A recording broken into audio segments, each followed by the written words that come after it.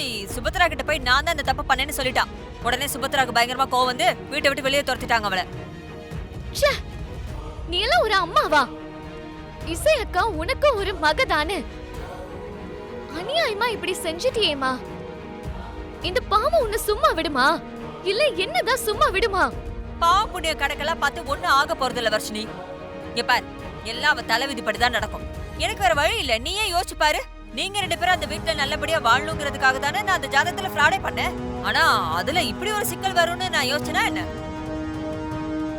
இப்ப போய் இந்த உண்மையெல்லாம் சொல்லி என் பேரை நான் கெடுத்துக்க முடியாது. இப்போ அக்காவை வீட்டை விட்டு துரத்திட்டாங்களேமா, இதுக்கு என்ன செய்யறது? அதான் சொன்னேனே, அவ தலையில என்னென்ன எழுதி இருக்கோ அதுதான் நடக்கும். ஓ வாழ்க்கையே அந்த இடத்துல தொங்கிட்டு இருக்கு. நாம கொஞ்சம் சுயநலமா தான் யோசிக்கணும். முதல்ல ஓ வாழ்க்கையை சரி பண்ணிக்கிறதுக்கு என்ன வழின்னு பாரு. அதை விட்டுட்டு இப்படி அக்கா அக்கான்னு அலையாத. உன்கிட்ட பேசுறதே வேஸ்ட். நான் இப்பவே போய் சுபத்ரா அத்தை கிட்ட இசை அக்கா மேல எந்த தப்பும் இல்லன்னு சொல்றேன். போ, தாராளமா போய் சொல்லு. ஆனா ஒரு விஷயம் ஞாபகம் வச்சுக்கோ, அப்படி சொல்லிட்டு நீ இந்த வீட்டுக்கு வரப்ப நீ என்ன உயிரோட பார்க்க மாட்ட. மனசுல இருக்கட்டும். போமா, என்ன வேணாலும் பண்ணிக்கோ. ஏய் நில்லு வர்ஷினி. நான் ஒண்ணும் செய்ய மாட்டேன்னு நினைச்சிட்டல. உன் வாழ்க்கை இப்படி ஆயிடுச்சேன்னு எப்போ வருத்தப்பட்டு இருக்கிறது நானு. ஆனா என்னை விட உனக்கு அந்த இசை பெருசா போயிட்டால. போடி போ, தாராளமா போ. நான் என்ன பண்றேன்னு பாரு. சிரிச்சு சிரிச்சு பேசி இப்படி ஒரு அயோக்கியத்தனம் பண்ணிருக்க.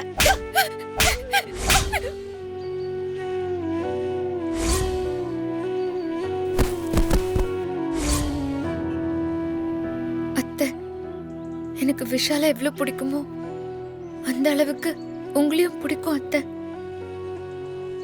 சின்ன வயசுல இருந்தே அம்மாவோட பாசம் எனக்கு கிடைச்சதில்ல. என் லைஃப்ல சின்ன சின்ன சந்தோஷத்தை ஷேர் பண்ணிக்க கூட அப்பா அம்மாவே இல்லாம நான் ரொம்ப மிஸ் பண்ணிருக்கேன். அதெல்லாம் நான் யார்கிட்டயும் காட்டிக்கிட்டதும் இல்ல. ஆனா உங்க குடும்பத்துக்குள்ள நான் வந்ததும் என் அப்பா அம்மாவே எனக்கு திரும்ப கிடைச்ச மாதிரி இருந்துச்சு. இப்போ திரும்பவும் நான் யாரும் இல்லாதவளாயிட்டேன். இந்த ஜாதகப்படி இசை ரொம்ப கெட்டிக்காரி. எந்த பிரச்சனை வந்தாலும் சமாளிக்கக்கூடிய பொண்ணுதான். இவளால பையனுக்கும் கல்யாண வாழ்க்கையில ஏற்றம் இருக்கு. ஆனா கிரக அமைப்பு சரியில்லையே. 2 பேரும் ஒரே இடத்துல இருந்தாங்கன்னா அது குடும்பத்துக்கு நல்லதில்ல, அவங்களுக்கும் நல்லதில்ல. என்னங்கய்யா சொல்றீங்க? நான் எதுவும் சொல்லலம்மா. அவங்க 2 பேர் கட்டம் சொல்றத சொல்றேன்.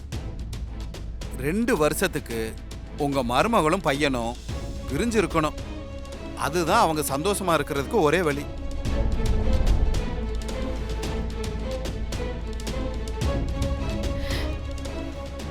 என் பசங்க நல்லா வாழணுன்றதுக்காக தான் இந்த கல்யாணத்தை நான் பார்த்து பார்த்து பண்ணேன்.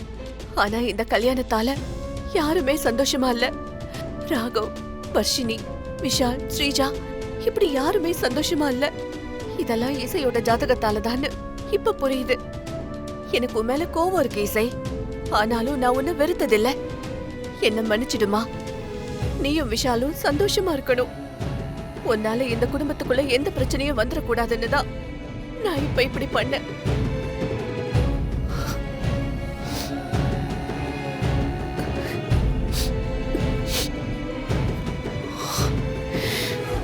நீ போனதுக்கு அப்புறம் வீட்ல ஒரே பிரச்சனை ஆயிடுச்சுனா. பிரச்சனையா? என்ன பிரச்சனை? இசை அண்ணி அம்மா ரொம்ப திட்டிட்டாங்கண்ணா. ஏன்? இசை என்ன பண்ணா?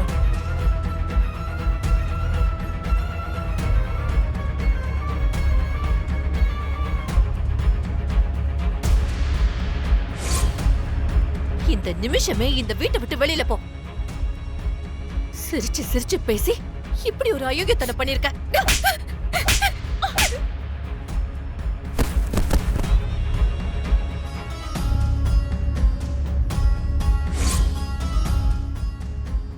என்ன சொல்ற நீ? அம்மா ஜாதகத்துக்காக இசையை வீட்டை விட்டு வெளில போக சொன்னாங்களா? ஆமாண்ணா, அண்ணிய பார்க்கவே பாவமா இருந்துச்சு. அம்மா சொல்லுக்கு மறு வார்த்தை பேசாம அண்ணி கிளம்பி போயிட்டாங்கண்ணா. இசை போகும்போது யாரும் தடுக்கல? இல்லண்ணா, அண்ணனும் அப்பாவும் எவ்வளவோ சொன்னாங்கண்ணா. உனக்கு தான் அம்மாவோட கோவத்தை பத்தி தெரியும்ல. ஒரே வார்த்தை இசை அண்ணிய போக சொல்லிட்டாங்க. சரி, இசை எங்க போனான்னு தெரியுமா? எனக்கு தெரியல அண்ணா. ஆனா அம்மா இசை அண்ணிய நம்ம வீட்டுக்குள்ள தான் வர வேண்டாம்னு சொன்னாங்களே தவிர அண்ணி அவுட் ஹவுஸ்ல இருந்துக்கலான்னு ருக்மணி அத்தை கிட்ட சொன்னாங்க. அப்ப இசை அவுட் ஹவுஸ்ல தானே இருப்பா. நான் அங்க போய் பார்க்கறேன்.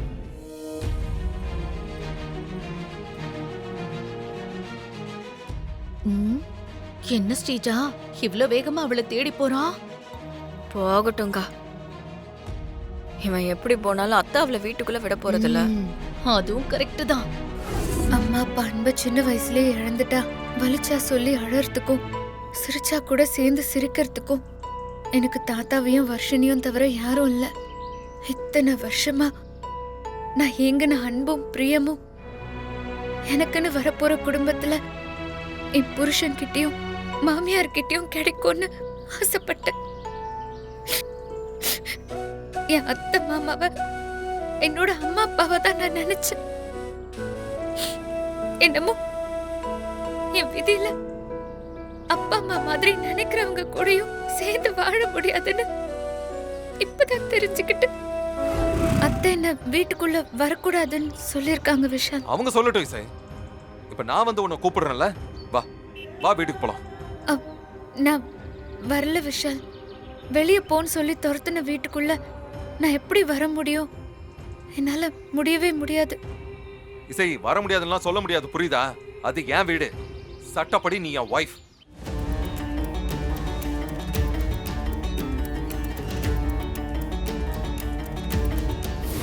அந்த வீடு தான் நீ இருக்க வேண்டிய இடம், புரிஞ்சுதா?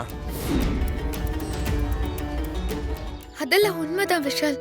ஆனா அது உன் வீடு மட்டும் இல்ல, அத்தையோட வீடும் தான். அத்தை சொன்ன அந்த வார்த்தைய மீறி என்னால அந்த வீட்டுக்குள்ள வர முடியாது விஷால். அப்போ என் அப்பா அம்மாவை உன்னோட அப்பா அம்மாவா நினைச்சேன்னு சொன்னீங்க, அதெல்லாம் பொய்யில? இல்ல, அவங்க எப்பவுமே என்னோட அப்பா அம்மா தான். சும்மா வாய் வார்த்தையா சொல்லாத இசை. அவங்க உன்னோட அப்பா அம்மாவா இருந்திருந்தா அந்த கொலகாரி ஸ்ரீஜா இருக்கிற இடத்துல இப்படி விட்டு வந்திருப்பியா?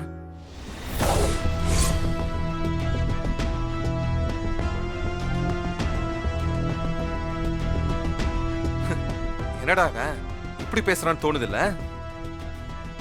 இப்பதான் எனக்கு ஸ்ரீஜாவை பத்தி நிறைய விஷயம் ஒவ்வொன்னா தெரிய வருது.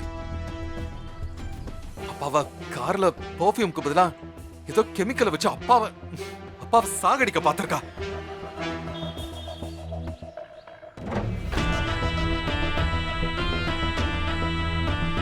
இந்த விஷயம் எனக்கு தெரிய வந்ததும் நான் ரொம்ப ரொம்ப ஷாக் ஆயிட்டேன். அதுக்கப்புறம் ஸ்ரீஜாவை பத்தி நீ சொன்னதெல்லாம் ஒன்னொன்னா ரிலேட் பண்ணிட்டே இருந்தேன். அவளை பத்தி நீ இதுவரை சொன்னது எல்லாமே சரிதான். ஆனா அவன் பண்ண எல்லாத்தையும் நிரூபிக்க நம்ம கிட்ட எவிடன்ஸ் தான் இல்ல.